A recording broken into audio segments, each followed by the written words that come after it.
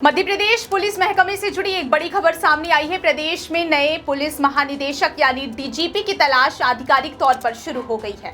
मौजूदा DGP IPS Kailash Makwana नवंबर 2026 में सेवानिवृत्त होने वाले हैं। ऐसे में राज्य सरकार ने समय रहते नए डीजीपी की नियुक्ति की प्रक्रिया आगे बढ़ा दी है ताकि पुलिस विभाग में नेतृत्व का कोई खालीपन न रहे। नियमों के अनुसार किसी भी राज्य में डीजीपी की नियुक्ति की प्रक्रिया मौजूदा डीजीपी के रिटायरमेंट से करीब 3 महीने पहले शुरू कर दी जाती। इसी नियम का पालन करते हुए मध्य प्रदेश गृह विभाग ने भी अपनी तैयारियां तेज कर दी हैं। सरकार का उद्देश्य साफ है कि कैलाश मकवाना के कार्यकाल समाप्त होने से पहले ही नए डीजीपी के नाम पर अंतिम फैसला हो जाए।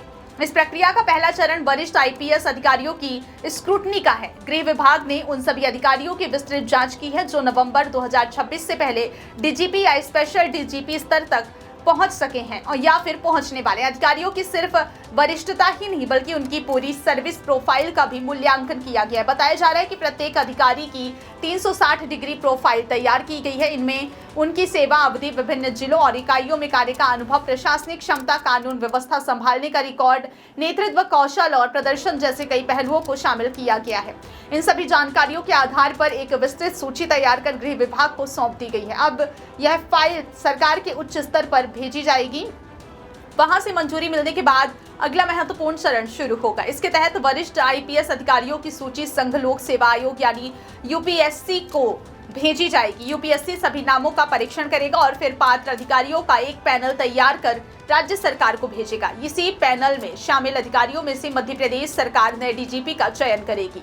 यह पूरी प्रक्रिया केंद्र सरकार द्वारा निर्धारित नियमों और सुप्रीम कोर्ट के दिशा निर्देशों के अनुरूप पूरी की जाती है। अगर संभावित दावेदारों की बात करें तो इस बार मुकाबला काफी दिलचस्प माना जा रहा है। यूपीएससी को भेजे जाने वाले नामों में कई वरिष्ठ और अनुभवी आईपीएस अधिकारी शामिल हैं। इनमें वरुण कपूर, उपेंद्र जैन, प्रज्ञा श्रीवास्तव, पंकज कुमार श्रीवास्तव, आदर्श कटियार, जी अखेतो सेमा, अनिल कुमार, रवि कुमार गुप्ता, अनंत कुमार सिंह, मनमीत सिंह नारंग, राजा बाबू सिंह और डीपी गुप्ता जैसे वरिष्ठ अधिकारियों के नाम शामिल हैं। यानी कुल मिलाकर 1 दर्जन से अधिक अनुभवी आईपीएस अधिकारी इस प्रतिष्ठित पद की दौड़ में हैं।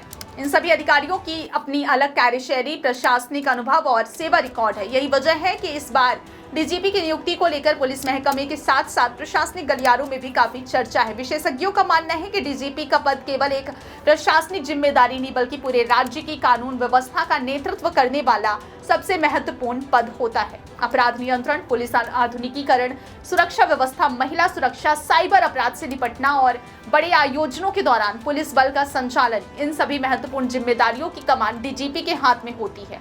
इसी कारण राज्य सरकार नियुक्ति प्रक्रिया में किसी तरह की जल्दबाजी नहीं करना चाहती। हर अधिकारी के अनुभव, कार्य क्षमता और नेतृत्व क्षमता का गंभीरता से मूल्यांकन किया जा रहा है ताकि प्रदेश को एक सक्षम और प्रभावी पुलिस प्रमुख मिल सके। अब सबकी निगाहें अगले चरण पर टिकी हैं।